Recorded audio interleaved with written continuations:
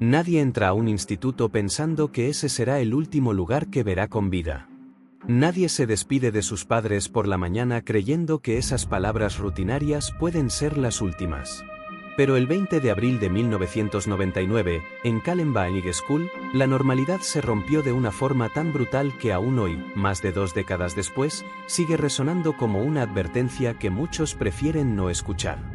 Este no es solo el relato de una masacre. Es la historia de cómo el miedo, el silencio y las señales ignoradas pueden convertir un día cualquiera en una pesadilla irreversible.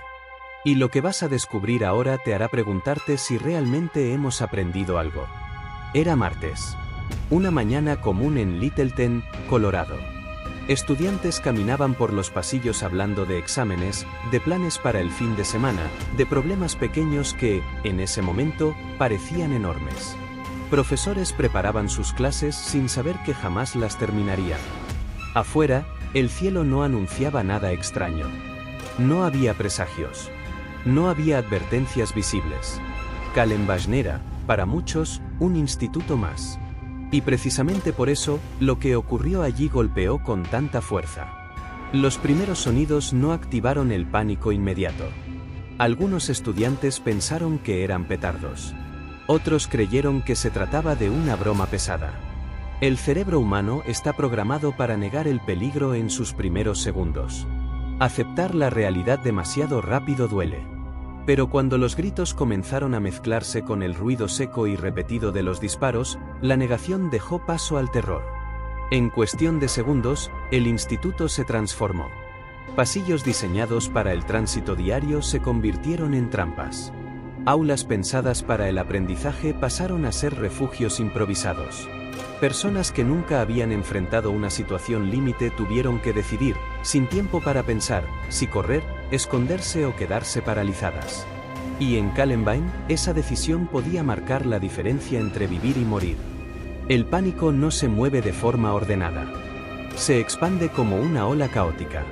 Algunos estudiantes corrieron sin rumbo fijo, empujándose unos a otros, tratando de alcanzar cualquier salida.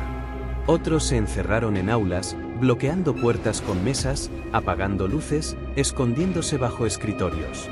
El silencio se convirtió en una estrategia desesperada. Respirar demasiado fuerte podía delatarte. Llorar podía ser fatal. Imagina estar allí. Escuchar disparos cada vez más cerca. No saber si el siguiente sonido será el último que escuches. Sentir cómo el corazón golpea tan fuerte que temes que alguien pueda oírlo.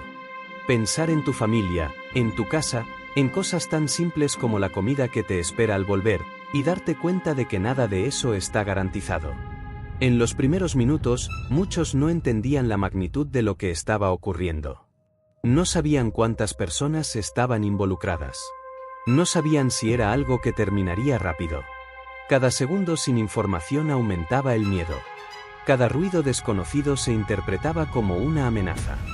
Algunos intentaron escapar por ventanas. Otros se escondieron en armarios. Hubo quienes se quedaron completamente inmóviles, como si su cuerpo hubiera decidido apagarse para sobrevivir. El miedo extremo no siempre provoca huida, a veces provoca congelación. Y en Columbine, esa reacción fue tan común como trágica. Mientras tanto, fuera del instituto, la confusión era total. Las primeras llamadas a emergencias hablaban de disparos, pero nadie tenía una imagen clara de la situación. Los servicios de seguridad llegaron sin saber exactamente a qué se enfrentaban. Padres comenzaron a llegar al lugar al escuchar rumores, solo para encontrarse con un perímetro cerrado y una falta absoluta de respuestas. Dentro, el tiempo parecía haberse detenido. En algunos lugares del instituto, las personas pasaron largos minutos sin saber si los agresores seguían cerca. Cada paso en el pasillo hacía que los músculos se tensaran. Cada sombra parecía una amenaza. El miedo no disminuía con el silencio, al contrario, se volvía más denso. La biblioteca se convirtió en uno de los escenarios más aterradores. Personas atrapadas sin una salida clara, escondidas bajo mesas, escuchando lo que ocurría alrededor. Para muchos, esos minutos marcaron su vida para siempre. no solo por lo que vieron, sino por lo que sintieron, la absoluta pérdida de control, la certeza de que podían morir en cualquier instante. Cuando finalmente los disparos cesaron, no llegó el alivio inmediato. Llegó una nueva forma de miedo, la incertidumbre. ¿Había terminado de verdad?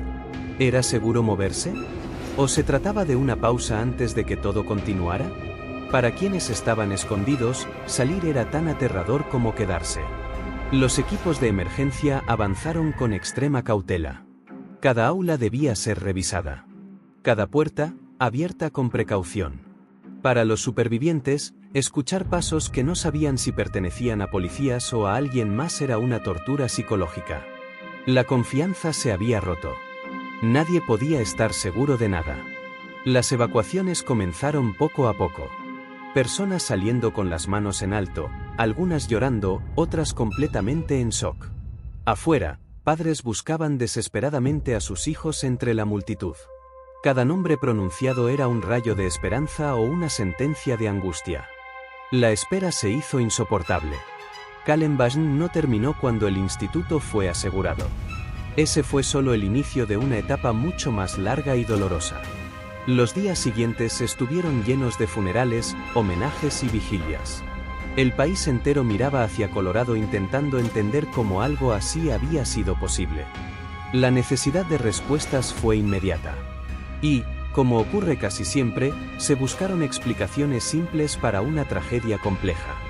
Se habló de música violenta, de videojuegos, de acoso escolar, de cultura juvenil. Se intentó encontrar una causa única que permitiera cerrar el caso mentalmente. Pero Kallenbach no fue el resultado de un solo factor. Con el paso del tiempo, comenzaron a surgir detalles inquietantes. Comentarios previos que, en retrospectiva, parecían advertencias claras. Comportamientos que no se tomaron en serio. Alertas que se perdieron entre la rutina diaria.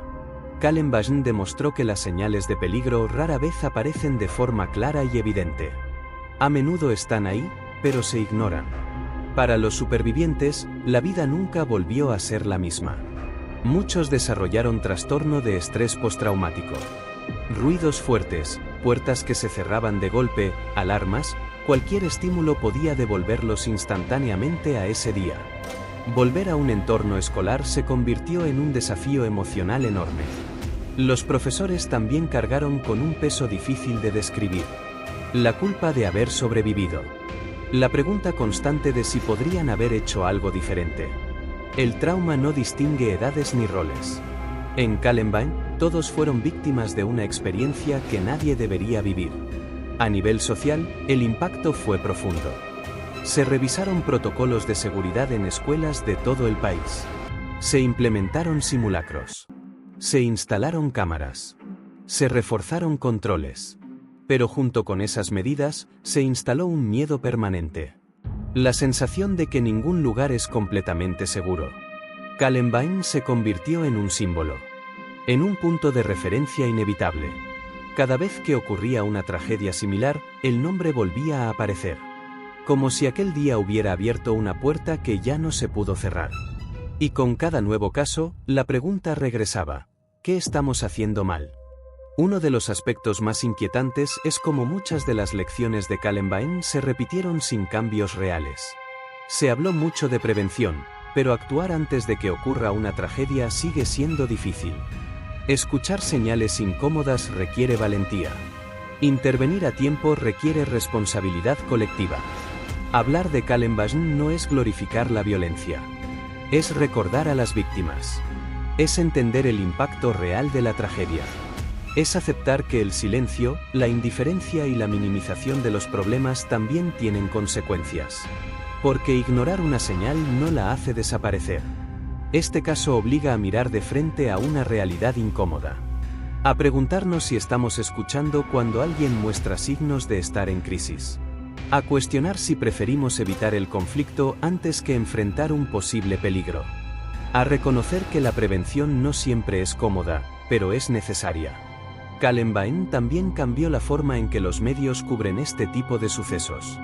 Se abrió un debate sobre la responsabilidad informativa, sobre el impacto de la exposición, sobre cómo contar estas historias sin convertirlas en espectáculo. No siempre se hizo bien. Y eso también dejó huella. Más de 20 años después, Columbine sigue siendo una herida abierta. No porque el pasado no pueda superarse, sino porque sus consecuencias siguen presentes. Cada simulacro escolar, cada discusión sobre seguridad, cada debate sobre prevención lleva, de alguna forma, la sombra de aquel día. Y aquí es donde esta historia se vuelve realmente inquietante. Porque Columbine no es solo un recuerdo. Es un espejo. Un recordatorio constante de lo que ocurre cuando las señales se ignoran, cuando la responsabilidad se diluye y cuando la prevención llega demasiado tarde. Si has llegado hasta aquí, quiero hablarte directamente. Esta historia no se cuenta para generar morbo. Se cuenta para no olvidar. Para recordar que detrás de cada titular hay vidas reales, familias reales, personas que nunca regresaron a casa. La verdadera pregunta no es qué pasó en Columbine. La verdadera pregunta es qué hacemos hoy con lo que sabemos. Si usamos la memoria como herramienta para prevenir, o si la archivamos hasta que vuelva a ser demasiado tarde. Este canal existe para contar historias reales con respeto, contexto y profundidad. Si este vídeo te ha hecho reflexionar, dale like para que llegue a más personas. Comparte tu opinión en los comentarios. Y si quieres seguir explorando los casos que marcaron nuestra historia y entenderlos más allá del titular, suscríbete. Porque recordar no es opcional. Es una responsabilidad.